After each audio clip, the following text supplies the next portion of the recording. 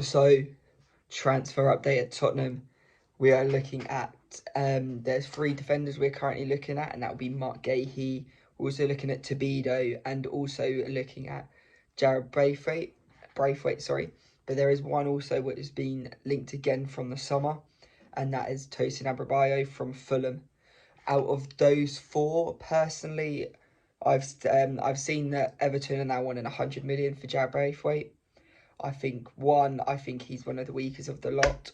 I would prefer, the top of my list personally is Tosin Adebayo. One, he's going to be free in the summer, so we can either get him, sorry, cheap in January, hopefully, or we wait till the summer. Tobido, you've also got from Lille. No, not Lille, sorry, Nice. I do think he's a great player, but I feel like he's going to be out of our price range. I feel like they're going to want about 50 million for him. And also, there's been a lot of speculation about him and his personality in the past. So I don't think that will be with Ange. I know he looks at his personality a lot. That could be an issue, but you could say the same of Tosin Adebayo because he didn't join us in the summer. Is he really going to be wanting to join Tottenham if he's already had that opportunity? That could be another one like that. So out of let's go down to, and then you've also got Mark Gahey. I've always liked him as a player. I've always liked him at Palace, but again, we've had chances to sign him in the past, but not under Ange, so it might go through. I would like to go for the English ones out of all of those to help with the homegrown aspect for when we go into Europe next season. Also, it always helps because I know we've got some players which aren't really classing as. So you've got Dyer and Davies who are British, but they're not actually homegrown. I believe next season now going to be homegrown, so that's going to help us out a lot. But with no one coming through from the academy recently, we need to get some homegrown players in, and I feel like the top of that list should be Tosin Adebayo, especially on that right hand side. We've just found out today about Romero is going to be out for 4 to 5 weeks. I feel like that would be a great option there. He's quite fast as well. Great with a diag. I feel like he'd be a brilliant player, and I feel like he wouldn't need first team football every week to maintain happiness. Unlike I feel like Tobido's going Tobido, whatever, sorry, is going to like or prefer first team football. And is that going to be possible when Romero's back? I don't think so. Personally, I would look at options of replacing Romero because although he's one of the best defenders, is he a liability at times? Yes. Does that make up for with his defending a lot? Yes. But we saw that his personality in the sense of needing to get that tackle in or losing focus can also be a detriment for the whole team. So that will be either one he's got to mature into because he's still young, or we look to replacing him, or if we get him someone who could be competition for him, that might settle him down and be like, right, I've actually got to focus now. And like having Emerson Royale and Dyer as his backups, I feel like he's pretty much saying, oh, I'm going to play each week. It doesn't matter what I do, I'm going to be playing. Onto midfield, I've seen a lot of Conor Gallagher. I'd have loved Gallagher in the summer last season. He was one of those. I've always quite liked him at Chelsea, then at Palace this season as well. Um, he could play pretty much anywhere between those. He could play defensive, he could play as that 8, and he also can be that number 10. Not as creative, but a lot of energy and doesn't mind getting into the box.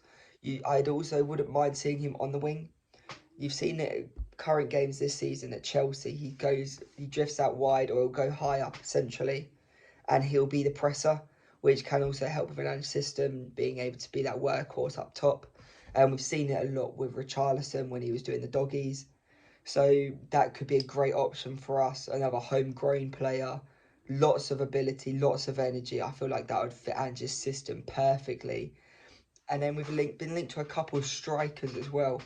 One being Dominic Solanke, and the other being Ivan Toney. Toney, I'm not really sure of, if I'm honest. I don't like when he said about Brentford when he was on holiday before. I don't like that. I know it's a little bit of a laugh, but personally, I don't feel like that's great for the club, especially at Tottenham. And I don't know if he'd fit our style as much. Solanke, I feel like he'd fit us better. He wouldn't mind sitting on the bench if Richarlison starts to break through. very similar to Richarlison in the sense of a great threat in the box. Not going to do a lot before that, but great energy, lots of threat in the box. And is he a bit more reliable? Probably the same as Richarlison, if I'm honest. The only difference is I believe he's a little bit younger and homegrown, but Richarlison been used to the criticism. He's got back from that, so it could be a great little battle between those two as our number nines this season. And then the two people who have been linked out of our club, Lo Celso with Barcelona. Do I think that's going to happen in January? No, personally. Especially with his cameos recently, he's been looking good. But I know Maddison's back, but Maddison, you need a backup because he's always had injury issues in the past. Højbjerg's another person who has been linked away. If we are to sell Højbjerg, I prefer it either we get Gallagher in early or we sell Højbjerg at the end of the window. Because now we've not got Basuma till the end of Jan. Sar's going to be out. And then still got Madders coming back. Yeah, it's going to be light in midfield. We don't want to lose any more than we have to, really. So if we are to sell Højbjerg, we need a replacement early, or we wait till the end of the window.